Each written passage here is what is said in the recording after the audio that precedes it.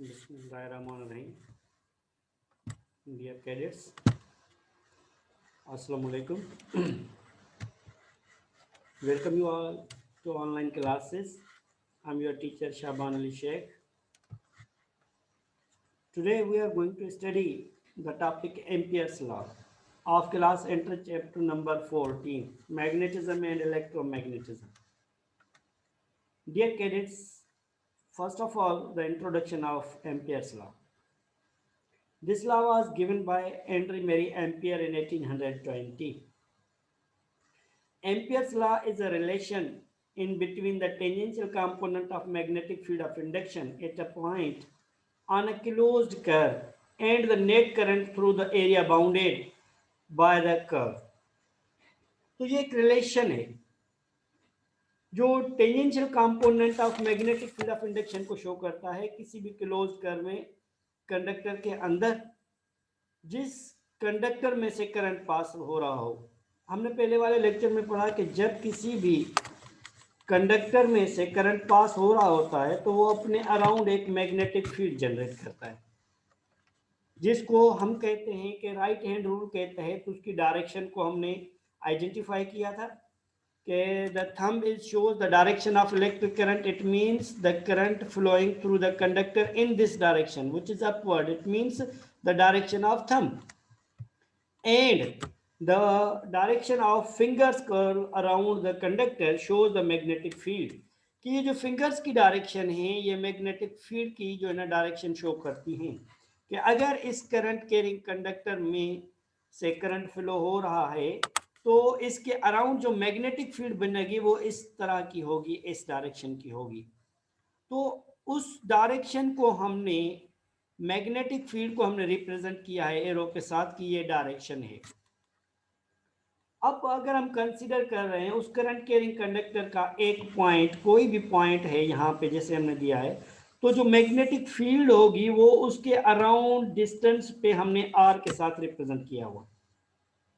अब अगर हम इसी मैग्नेटिक फील्ड को किसी भी एक पॉइंट पे, लेट सपोज इस पॉइंट पे हम रिप्रेजेंट करेंगे तो यहाँ से हम इसके टेंजेंशियल कंपोनेंट्स लेंगे इस डायरेक्शन में. तो वो ये एक रिलेशन है मैग्नेटिक फील्ड का जिसके टेंजेंशियल कंपोनेंट में से क्लोज्ड कर्व में से हम मैग्नेटिक फील्ड का डायरेक्शन रिप्रेजेंट करते हैं. It is a useful relation for determination of magnetic field due to simple geometrical shaped current carrying conductor. ये बिल्कुल ही एक सादा सा आसान हमारा जो है ना मैग्नेटिक फील्ड रिप्रेजेंट करने का एक तरीका है जिसमें हम एक करंट कैरिंग कंडक्टर में से जो करंट फ्लो हो रहा है उसके अराउंड एक मैग्नेटिक फील्ड बन रही है तो हम उसकी किसी भी पॉइंट पे मैग्नेटिक फील्ड को कैलकुलेट कर सकते हैं.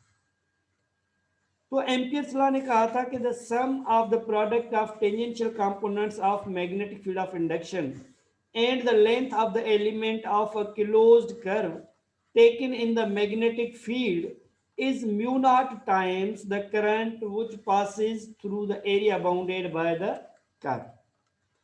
कि जो सम है जो हम इस सारे एरिया की प्रोडक्ट लेंगे किसी भी पॉइंट पे अगर हम मैग्नेटिक फील्ड लेंगे तो हम इस सारे क्लोज कर्व की जो प्रोडक्ट लेंगे वो हमारी बराबर होगा mu naught and the total current which is flowing through the conductor. ये एम्पियर्स लॉ की स्टेटमेंट थी कि वो जो करंट इसमें से फ्लो हो रहा है उसकी और इसके एरिया बाउंडेड जो क्लोज्ड कर्व है जो मैग्नेटिक फील्ड रिप्रेजेंट की है उसकी प्रोडक्ट के बराबर होगा हमारी मैग्नेटिक फील्ड. सपोज हम एक्सप्लेनेशन पे आ जाते हैं. Consider a long straight wire or current carrying conductor I in the direction as shown.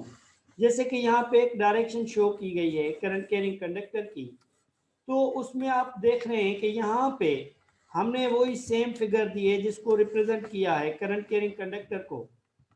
तो यहाँ पे ये थंब जो है indicate the direction of electric current and this curve finger shows the direction of magnetic field. Consider करें कि इस conductor में से करंट फ्लो हो रहा है और ये अपने अराउंड एक मैग्नेटिक फील्ड जनरेट कर रहा है. The lines of force concentric circle their common centre on the wire considered a circle of radius R. हमने इसका एक कॉमन सेंटर ले लिया यहाँ से जहां से हमने मैग्नेटिक फील्ड के डिस्टेंस जो है ना आर बराबर ले लिया है। The magnetic field at all points on this circle is the same magnitude. अगर ये रेडियस हमारा कांस्टेंट है तो इसके किसी भी पॉइंट पे मैग्नेटिक फील्ड का जो मैग्नीट्यूड होगा वो सेम ही होगा, बशर्त यही है कि हमने ये जो रेडियस लिया है ये रेडियस को हम एक्सटेंड ना करें, बढ़ाएं नहीं, तो इसके हर एक पॉइंट पे जो मैग्नेटिक फील्ड की स्ट्रेंथ होगी इस करंट कैरिंग कंडक्टर के अराउंड वो सेम होगी।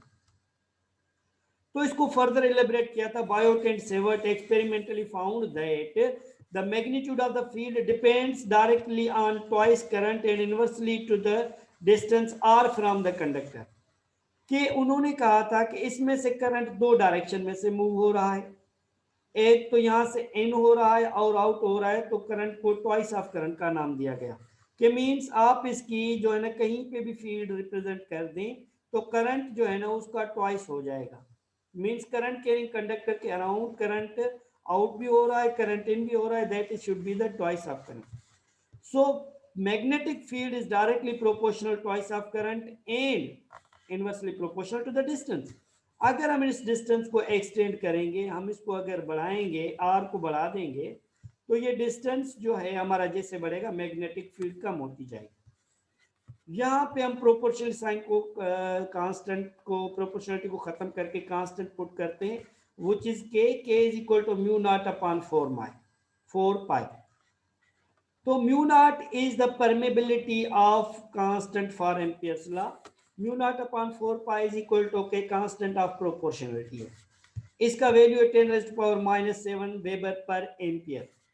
तो हमने वो वैल्यू यहाँ पे पुट किया, mu naught upon 4 pi into 2 pi upon R, 2 और 4 डिवाइड होगा तो हमारा mu naught I upon 2 pi हमें डेरिवेशन मिलेगी जो एक पॉइंट पे मैग्नेटिक फील्ड की स्ट्रेंथ को शो करती है। B is equal to mu naught I upon 2 pi R। तो एक पॉइंट पे अगर ये इस चीज को रिप्रेजेंट कर रहा है तो magnetic field is equal to mu naught I upon 2 pi R. Consider कर लेते हैं एम्पियर्स लॉ में से हम इसको फर्दर एलिब्रेट करते हैं, वही सेम फिगर लेने के बाद कि इस पॉइंट से अगर ये एल है हमारी, यहाँ पे हमने टेंजेंशियल कंपोनेंट लिया है जहाँ पे मैग्नेटिक फील्ड को, और इस पॉइंट को हमने डेल एल के साथ रिप्रेजेंट किया है, तो let the circle be divided into small element each of length del L।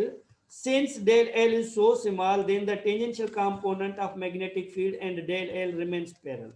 अगर हम इनके दरमियान एंगल बिल्कुल स्मॉल ले रहे हैं तो आप देखेंगे यहां से अगर लेंगे तो ये पैरेलल हो जाएगा, फिर उसको यहां से लेंगे तो हर एक पॉइंट एक दूसरी लाइन से पैरेलल होती जाएगी। तो अगर बशर्त यही है कि आप स्मॉल एलिमेंट लें, जिस तरह से गॉसेस लॉ में हमने स्मॉल एलिमेंट लिया था इलेक्ट्रिक फ्लक्स को मालूम करने के लिए। So this Ampere's law also analogous to Gauss's law. B into del L remains same, and if lines are parallel then B into del L cos theta। So cos theta is 0 if the lines are parallel, then B into del L is equal to B into L। B and L are the parallel। The sum of these products for all the elements is, ये तो हमने एक छोटे से points के लिए लिया कि B into del L is equal to B into del L में हमारा जो है ना उसके बराबर है, तो ये हमारे एक छोटा सा एलिमेंट के लिए होगा। सपोज कर लेते हैं, अब हम टोटल अगर इसका एरिया ले लेते हैं स्मॉल एलिमेंट को छोड़ के, sum of B into del L, sum of B into del L cos theta, sum लेंगे किसी एक पॉइंट पे तो 1 के बराबर होगा। वही सम अगर magnetic field and total length आप लेंगे तो आप देखेंगे ये टोटल लेंथ जो है हमारी that is the circumference of the circle हो जाएगा। यहाँ पे आप किसी भी पॉइंट पे ले जाएंगे तो सर्कमफेरेंस ऑफ सर्कल बन जाएगा, then circumference of circle is equal to the 2 pi r। तो हम वैल्यू पुट करेंगे sum of total length around the current carrying conductor where the magnetic field exist, so that is b into 2 pi r। तो यहाँ पे हम देखेंगे sum of b into l, b का value जो हमने एम्पियर्स लॉ में पिछले प्रूव किया mu naught I upon 2 pi r, 2 pi r cancel, so sum of b into del l mu naught i। तो इसका मतलब वही हुआ जो हमने पढ़ा था कि around the current carrying conductor the magnetic field is equal to the mu naught and the total amount of current. So sum of B into del L which is equal to the mu naught current enclosed by the loop Thus, the Ampere's law can be stated as the sum of dot product of magnetic field and the length of an element of closed path is the magnetic field is mu naught and the current enclosed by the path. कि उसी current enclose by the path जो है ना, उसी के बराबर वो magnetic field जो है टोटल जो एग्जिस्ट करती है वो हमारी बराबर होती है उस टोटल लेंथ में. अगर हम डिस्टेंस को बढ़ाएंगे, पॉइंट को बढ़ाएंगे, तो हमारी मैग्नेटिक फील्ड जो है ना वो भी चेंज होगी. So my dear cadets, this is all about the Ampere's law and thank you very much. इंशाल्लाह एक और लेक्चर के साथ फिर दोबारा आपके पास हाजिर होंगे. Thank you, wish you best of luck.